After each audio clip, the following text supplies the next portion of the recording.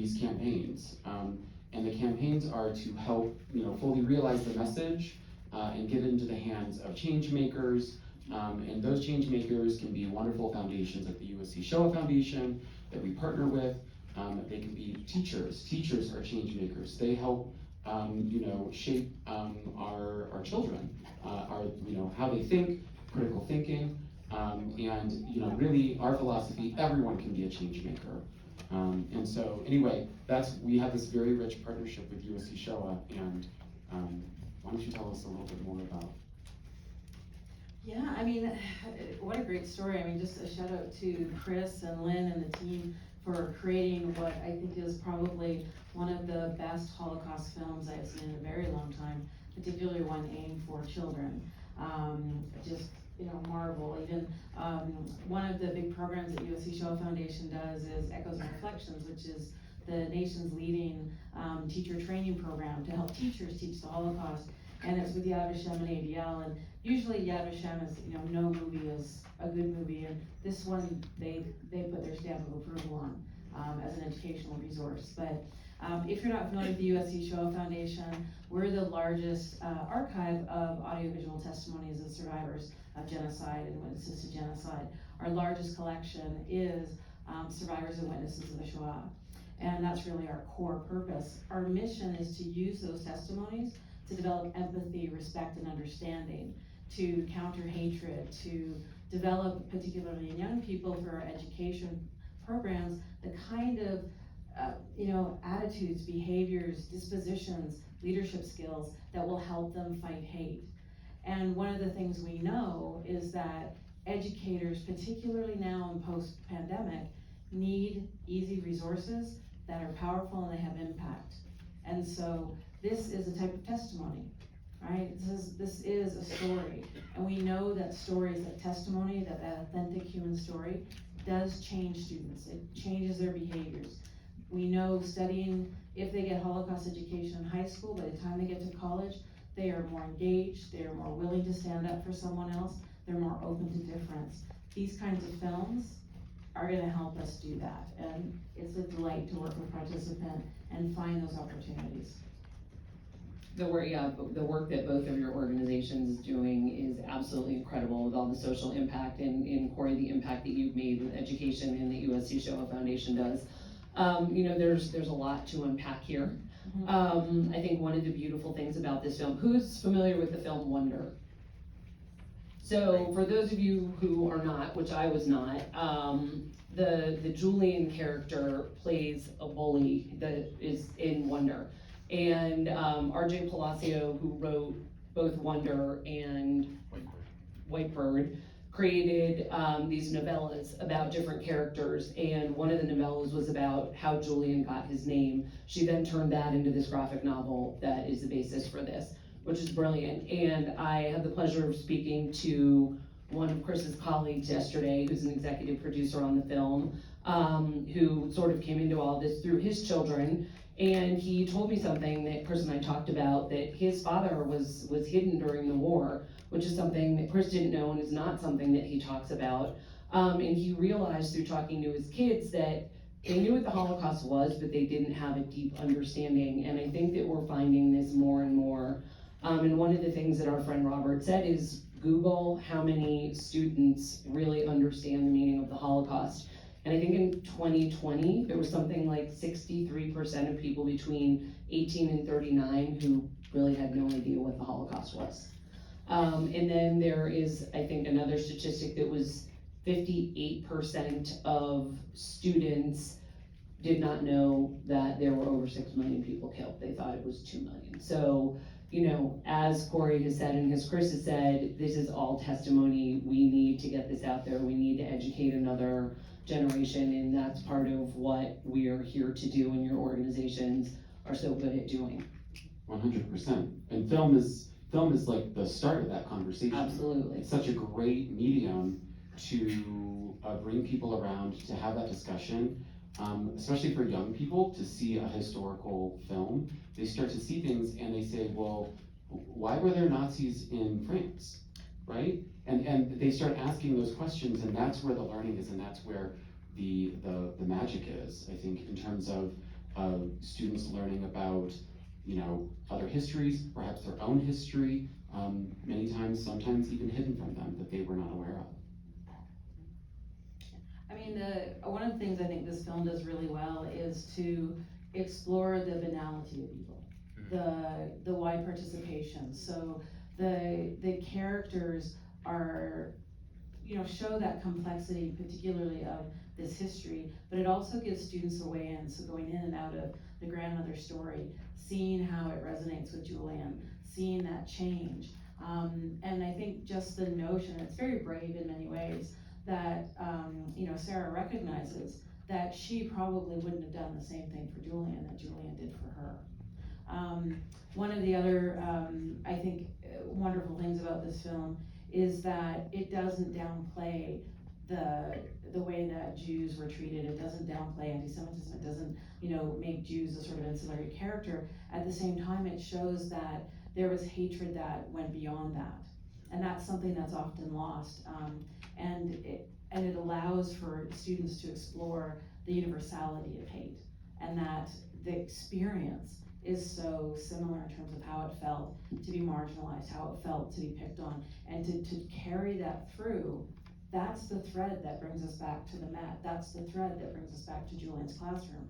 That's the thread that's going to bring us into the mindset, the attitudes and the behaviors of the students who are in the classrooms. And I think that everybody here can identify with pretty much every kid in that movie, and you knew growing up every single one of those characters, which is one of the interesting things. Chris and I also talked about who we would have been in that film. And the other thing I think that's so interesting, the fact that it's set in France, which, we said is considered such a civilized country, and as you said, who knew that there were Nazis there. So it's not as dogmatic, I guess, as setting something in Germany or even in Poland, where that there was such genocide. So I just think this film does a brilliant job of articulating and showing so much about the unexpected, the good unexpected and the bad unexpected. Oh, totally, and I also, just to add on to that, much of the perception of Europe in general during the Holocaust was that Europe was very civilized. Clearly it was not. We all know that. France is looking at this film through this lens. France is one aspect of that, but here in the States, folks thought that Europe was extremely civilized. I mean, the filmmakers did a wonderful job. This is an area of France that has a very unique history of the Holocaust.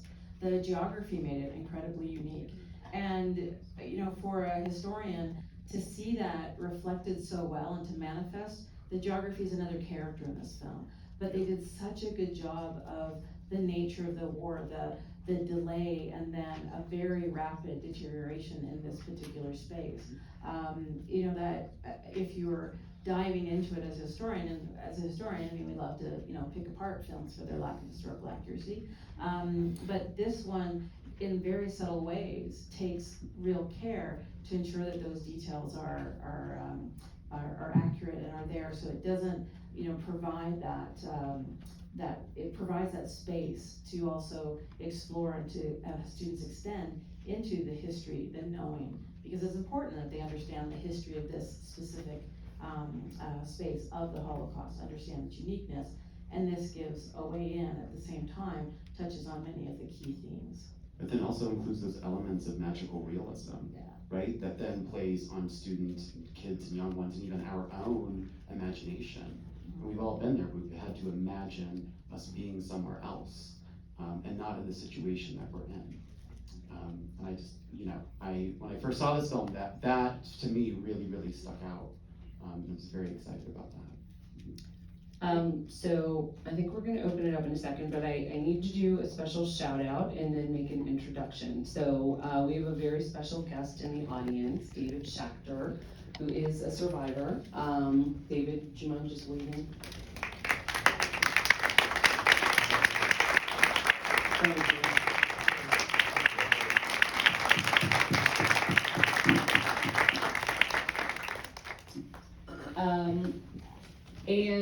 So David is a longtime Aspen visitor and has a real love of this community, and we had the pleasure of meeting a couple of years ago, and he and his wife Sydney have just been lovely, lovely friends, and we thank you for being here and for all of your support today. And the second person I want to introduce is another Aspen local who's very well known, Michelle Cardamone. And Michelle shared a story which she's going to share with all of us today, which I think is so beautiful. For those of you who don't know Michelle, she's a phenomenal photographer. And we chatted this morning, and I said one of the things that I think is so, lovely and beautiful and unique about what Michelle does is that I know her work because she photographs families. And when I learned her story, everything sort of came full circle for me today, just seeing how she documents other families, and we're gonna have Michelle talk a little bit about her own family experience right now. Thank you, Susan, and thank you both. I just feel like that film was amazing, so powerful, and will be such an incredible tool to educate children, and the Shoah Foundation also collecting these stories. And so my story is that my grandfather was a Polish Jew and my grandmother was German. And in 1934, they left the home they were living in Germany to go to Vienna. So they left in 1934 after they got married to go to Vienna. And my grandfather, Arthur, was in the leather business, and that was sort of at the heart of that industry at that time. And they heard that Hitler wanted to annex Austria to Germany, and in 1938, this was in 1938, when my grandmother was pregnant with my mother, they went to England for a leather buying trip, and they never went back. And my mother and Hitler marched in, I think in April, and my mother was born in England in July of 1938. And she was never told she was Jewish.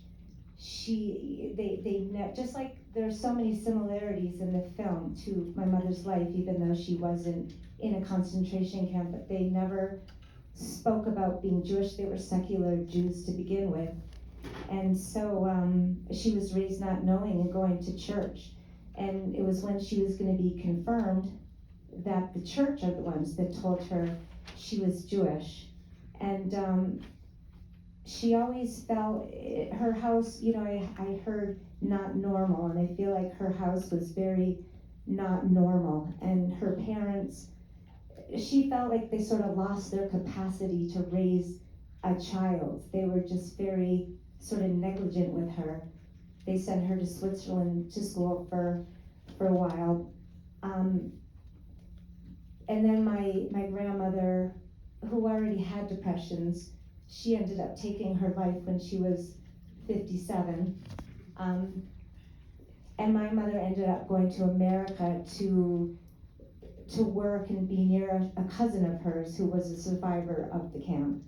And they're still very, very close. But anyway, my mother has never told her story. And through this evening and what you're doing at the Shoah Foundation, being here, she is going to be interviewed. And her parents never talked about it. She never talked about it. So now there's an opportunity for her to tell her story.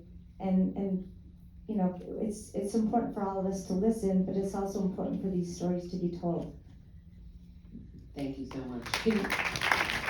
I just want you to finish one thing because it was so touching, the photographs of your family in your house. Yes, and my sister Jillian's sitting right next to me too, and both of us have photographs of their family in Germany. It was just a beautiful life. They lived an incredible life. And it was all taken away from them, but the pictures, the photographs are incredible and tell their story and what was lost. And we keep them very visible and present. And that to me is the whole full circle that Michelle now photographs other people's families. Susan and I we talked about that today, and I never really thought about it before, but it's true. It's very important to me to document families' stories. Thank you. Well, we're so glad that your mom's going to be part of the Last Chance collection. And for those of you who aren't aware, we've launched recently kind of a last effort to get those stories of survivors who haven't yet told their story. It's called our Last Chance collection, and we are scouring far and wide and creating some wonderful new partnerships to capture these as quickly as we can so that they can join the 52,000 other stories and a growing collection that's reaching close to 56,000 stories of survivors and witnesses to genocide. So thank you for, encouraging your mom to share her story. How many people in the audience either have parents or grandparents who are survivors? No? Okay. Decent amount of you. Amazing. So we're gonna open it up to questions, if you have anything to ask Chris or Corey, or if there's another conversation.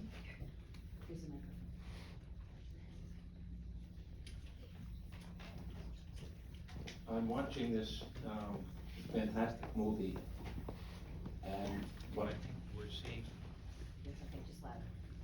What I think we're. It's on.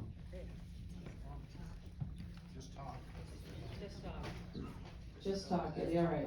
Okay, what we're seeing Or we can today. hear you now. Use the mic, use the mic. Use it now. Okay, can you hear? What we're seeing today is the same thing in the Ukraine. Yeah. And it's happening again, so when you're making this movie, and you're trying to teach the younger generation about what happened in the 1930s, it's happening again, so they can relate to it perfectly. Unfortunately, like it was in the Second World War, one person is controlling this, and that's the sad part. So when you're trying to deliver your message, that should be part of, in my opinion, should be part of it. I mean, one of the projects we're working on now at the USC Shoah Foundation is something we call the Starling Initiative, and we're using blockchain technology to verify testimonies, either at moment of capture or moment of preservation. And what it does is it creates essentially a DNA, and if anyone tries to manipulate that audio-visual material, you can tell where it's been changed. And that's going to be powerful. We're working with partners in Ukraine who are documenting the crimes that are happening there. And because that's already verified at point of capture, it can go straight to the ICC. So using the same technology, other partners are capturing and creating NFTs, which are not non-fungible things, they're not fungible tokens. But those are also being created using social media so that we can map those crimes. So the two combined data sources, which are automatically verified, can go straight to the ICC.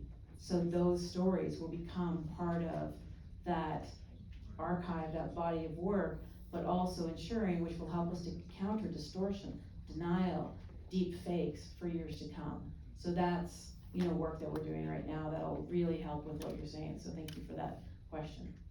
That is unbelievable. That's incredible. It's kind of magic. Wow. It's gonna change the way we think about it. This is the time for us to do some big and bold things. One of the things that I think with Whitebird, we'll be creating educational resources. We'll also be participating in social impact outreach.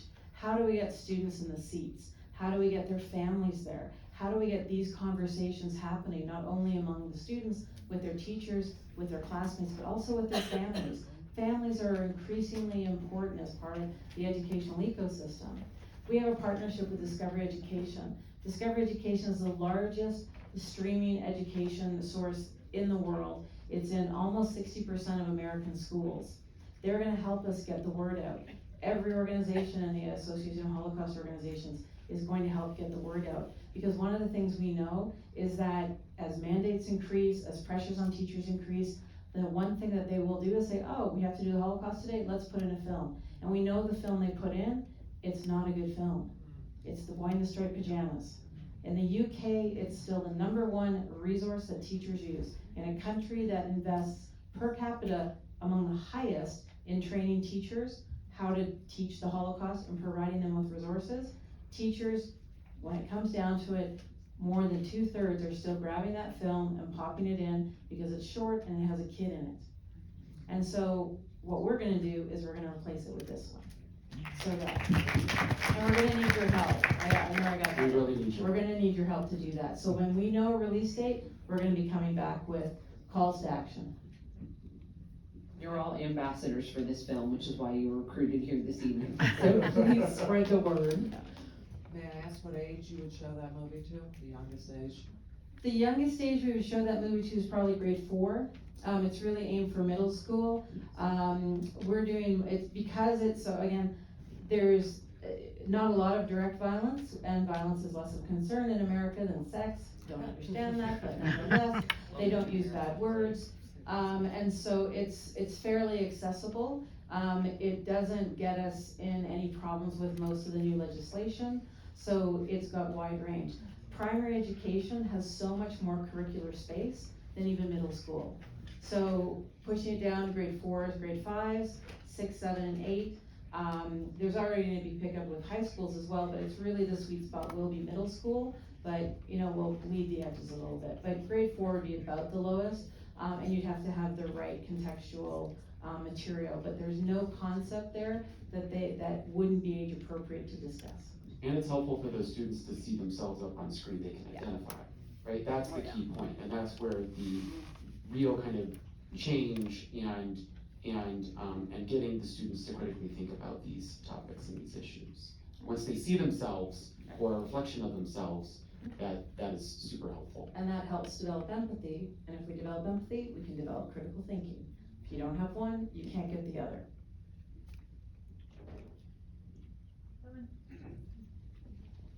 Amy's now getting her steps. Thank you guys for being here. One of the takeaways that I got in the film was about the courage of kindness, right? There's that touching conversation where they talk about, it's not weak to be kind, it actually requires a certain courage and bravery. And yet we know that to stand up to true hate, it requires more than day-to-day kindness and being nice. So I'm curious, how do you think about, at the USC Shoah Foundation or in the campaign for the film, how do you think about teaching kindness and being nice versus teaching things that are kind of thicker, courage, bravery, moral clarity? I think what we try to do is to find a way to build in, so kindness is a manifestation, it's one manifestation of empathy. Kindness is one manifestation of respect. What we're looking to do is to help students develop the skills, the knowledge, the capacity in order to find a way to do some little things and some big things. An expression of kindness in particular environments can be an expression of courage. One of our most popular activities on Eyewitness, which is our free, our website that offers free resources to teachers, and that's used in over 90 countries right now, is a 6-word story about courage. And they listen to stories of exploring courage from people who look very different than themselves. And then they think about what it takes for them to show courage. And depending on where their perspective is, depending on what age group they are, kindness might be one way. Asking a question can be another way that comes up in that 6-word story. So it's not about teaching them how to be kind. It's about developing their ability to reject othering, to recognize othering when it's happening, and to know that that's something that they do actually have the ability and the knowledge and the skills to withstand. That's the biggest thing. It's helping them recognize they have that ability and to empower them. It's about creating in them a disposition and a willingness to try. And how that comes out, so in this case, it's kindness. In other cases, it can be social activism. In other cases, it can simply be, not standing by. I mean, one of my favorite testimonies will always be Kurt Messerschmidt, who talks about being 13 and riding with his friend across a square in Berlin and watching an elder Jewish man after the Nazis had broken the glass in his store, forcing him to pick up glass. And here's Kurt as a 13-year-old looking around all these people just standing by and watching. And he didn't know what to do, and so he got down and he picked up the glass with the old man. That took a whole lot of courage. But for him it was like, what else could I do, right? I couldn't stay silent, but I couldn't say anything. I had to pick up the glass. Similarly, when the great synagogue was attacked in Copenhagen in 2015, it wasn't the peace ring that was made. The first and most powerful thing that happened was the Muslim community said to the Jewish community, what do you need? And they were having a film festival that week, and they said, everyone's afraid, no one's buying tickets.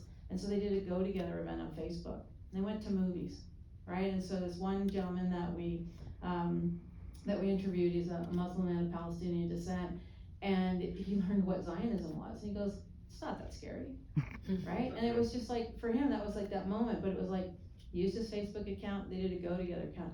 Kids get that, right? So that was being kind. It was a whole lot of other things too. So it's about teaching them to recognize hate. It's about teaching them that they have the power to withstand it. It's about giving them skills and knowledge and developing their empathy. And developing like those channels of Right. communication and also just pathways for expression, right? And this film is centered a lot around art, right? And art helps us express a lot, whether we're doodling or if we are actual artists. Obviously, Sarah here is an artist, and I think that there's ways for teachers, educators, families, and whatnot to find ways to express and teach kindness through art, right? It's such an emotive expression. It's not textbook, and I think that there's art, of course, is not taught enough in schools. We spend so much time, our students spend so much time reading. That's the power of this film, right? Because this film is also a piece of art, and it's useful to, start that conversation. And just imagine a student creating, what their concept of what kindness might be, and that would help start a conversation within the classroom. And that's exactly what we as a film organization strive and aspire to do, building bridges of communication. We actually have a film camp going on right now at the Red Brick Center for the Arts. So if anybody's around Friday afternoon at 3 o'clock and you'd like to come by, you're welcome to see the films that our campers have made. And they were actually at our afternoon session today. We did 2 amazing animated short films where the kids were filming the introductions and the Q&A so that they could talk more about that whole process. So pretty special. Anybody else have any questions or any comments that you'd like to bring up? Yes. With the controversy in our public schools today of what's being taught and critical race theory and all this control, is there pushback to continue to be able to teach Holocaust in school systems today? How long you guys want to stay? No. Yeah, that's a great question, and it's one that we spend a lot of time thinking about. Interestingly, many of these definitions are, as we know, rooted in misunderstanding, gross oversimplifications of concepts for rhetorical reasons.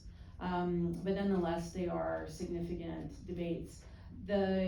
Teaching the Holocaust, teaching any special topic, if you will, as essential as one group might think it is, other groups think their topic is just as important.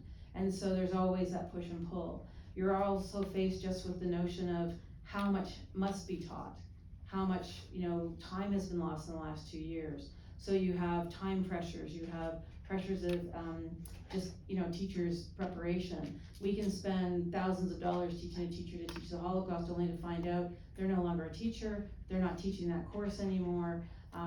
We've just gone through in California and in other states an argument about ethnic studies curriculum, right? So in teaching diversity is in itself a good thing, and there's no reason that we can't also teach about the Holocaust, about the Jewish experience within that curriculum. That space is there, but we distill it into these oppositional camps.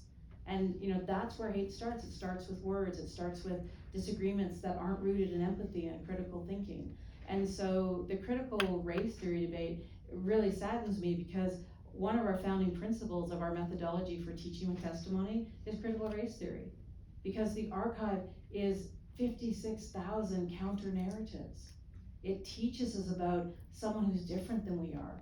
That's the root of starting to understand and appreciate difference. Our colleagues in Mexico, if you ever get to go to Mexico City, please go and see the Museum of Memory and Tolerance. They've reclaimed that word, and tolerance is a dirty word in my world, right? That notion, I'm gonna put up with you, you're different, but I'm gonna put up with you. And they've embraced the concept, I'm gonna put up with you, it's that I'm gonna love you because you're different and I appreciate that difference. That difference makes it important for who we are as humanity. And I think if we can start to shift that, but these debates, the book bans, all of those things are not about education. They're not about the kinds of things that are going to change our world, are going to make our students more successful, give them the skills to be successful later on. And I go back to it, I mean, if you don't teach empathy in primary school, by the time they get to middle school, they can't learn how to critically think. It's clear, their scores just go down, so we've gotta spend the time doing that. We don't wanna talk about that, but it's, this is essential. So these kinds of opportunities for them to see these kinds of movies, this is the only thing a teacher does that's going to get us a lot further than some of the stuff they're using now.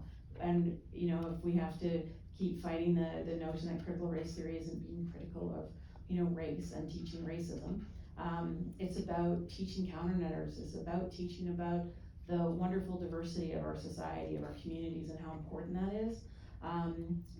We'll take that battle on. I think the battle I'm focusing on with this film is, I just gotta get rid of that boy in the striped pajamas. I just can't do it.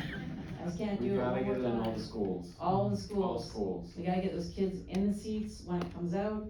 Take your friends, take your families, post it on your social media, follow us, get involved in some way in one of our organizations.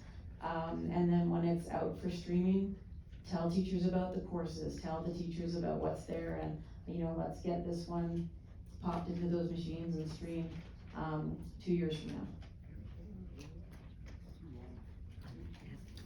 Recording session.